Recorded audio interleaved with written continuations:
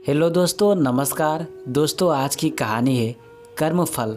कहानी अच्छा लगे तो लाइक कमेंट शेयर करें। मैं भी तेरी भाभी हूँ, आज रात रुक जा यहीं। अपनी बड़ी भाभी की बीमारी का सुनकर उनसे मिलने आई। मैं उन्हें मना न कर सकी और रुक गई। हरदम चुस्त दुरुस्त रहने वाली और अपने इशारों पर पूरे परिवार को नचाने वाली भाभी इन 5 सालों में बिल्कुल ही ढल गई थी। उनकी आवाज़ में भी वो दमखम नहीं और शरीर तो आधी ही रह गई थी। इतना बदलाव तो उनमें भैया के जाने के बाद भी नहीं आया था।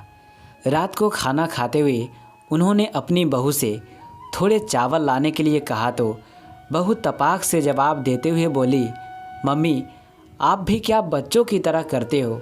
आपने मना किया था चावल खाने के लिए और अब कोई बात नहीं नीरू, दे दे थोड़ा सा, मन कर आया होगा इनका। बुआ आपको नहीं पता, मम्मी की ये रोज़ की आदत हो गई है। पहले रोटियां बनवा लेंगी फिर खाएंगी नहीं। जिस दिन कुछ कम होगा उस दिन तो इनको ज़्यादा ही भूख लगती है। आज देखो चावल नहीं है तो जानबूझकर उन्होंने चावल मांगे हैं। भाभी का बेटा अपनी पत्नी के जवाब देने से पहले की सफाई देते हुए बोला। मैं आगे कुछ ना बोल पाई।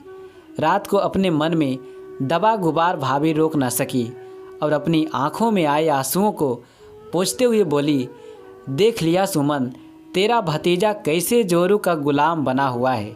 मेरे खाने पीने पर भी पहरा लगा रखा है।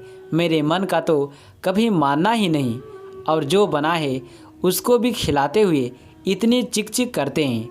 तुझे पता है ना कैसे हाथों पर रख राजकुमारों की तरह पाला है इसे, और अब यह देखो माँ को ही गलत ठहरा रहा है।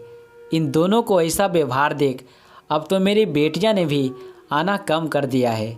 तेरा भाई भी मुझे जिंदगी के बीच सफ़र में छोड़ चला गया।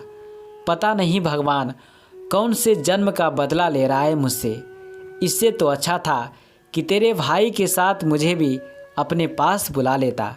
ये दिन तो ना देखने पड़ते।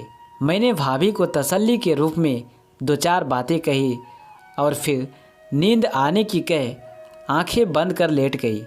बातें भी क्या करती। भाभी ने कभी ना हमारे दिल की सुनी ना अपने दिल की कही। कहूँ तो हमें कभी अपना माना ही नहीं।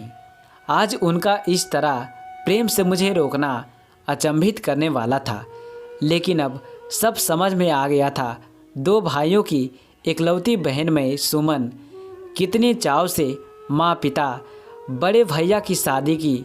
हम दोनों बहन भाई तो इतनी उत्सुका थी कि नई भाभी आएंगी तो उनके साथ खूब सारी बातें करेंगे, उनसे खूब अच्छा बनवा कर खाएंगे, क्योंकि माँ अधिकतर बीमार रहती थी। इसलिए हम तीनों बहन भाई मिलकर सारा काम करते थे। लेकिन वो कहते हैं जिससे तुम्हें ज़्यादा उम्मीद हो वो शायद ही तुम्हारी उम्मीदों पर खरा उतरे। तो बड़ी भाभी ने आते ही साफ साफ कह दिया कि मुझसे अकेले इतने बड़े घर का कामकाज ना होगा। अक्सर भाई भाभी का इस बात पर बहुत झगड़ा होता। भाभी हमेशा भाई से अलग रहने के लिए लड़ती। दोनों में बढ़ते मनमुटाव और कलह को देखकर माँ पिता ने भाई को अलग रहने के लिए समझाते हुए कहा।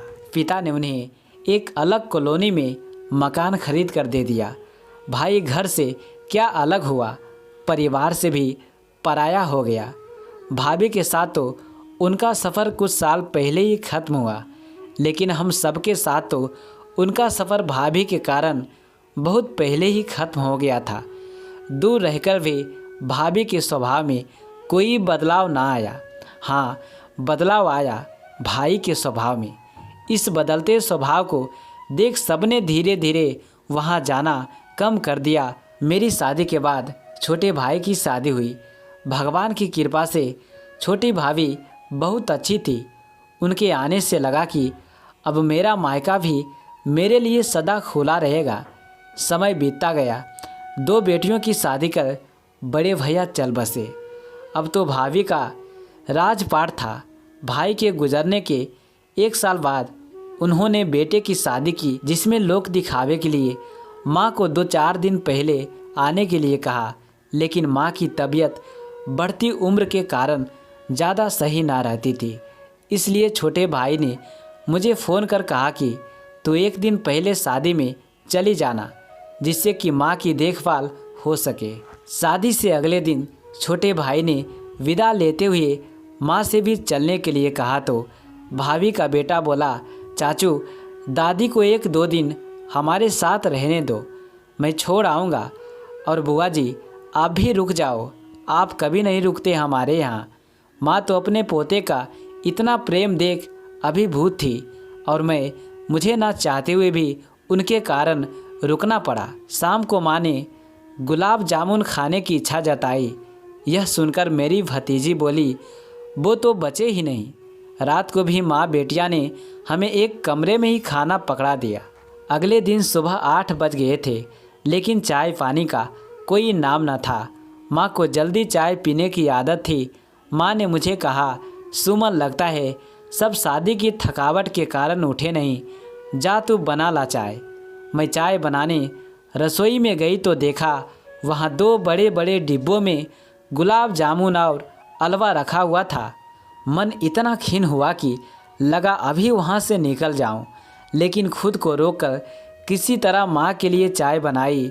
चाय लेकर जब मैं अपने कमरे से जाने लगी तो तीनों माँ बेटी की बातें कान में पड़ी। भाभी कह रही थी, तेरे भाई को तो बिल्कुल भी अक्ल नहीं, पता नहीं तेरे दादी और बुआ को क्यों रोक लिया। उनके सामने ना खुलकर बात कर सकते हैं, ना खा पी सकते हैं। हाँ ध्यान रखना कभी तेरी भाभी को सिक्का पढ़ा ना दे तेरी बुआ।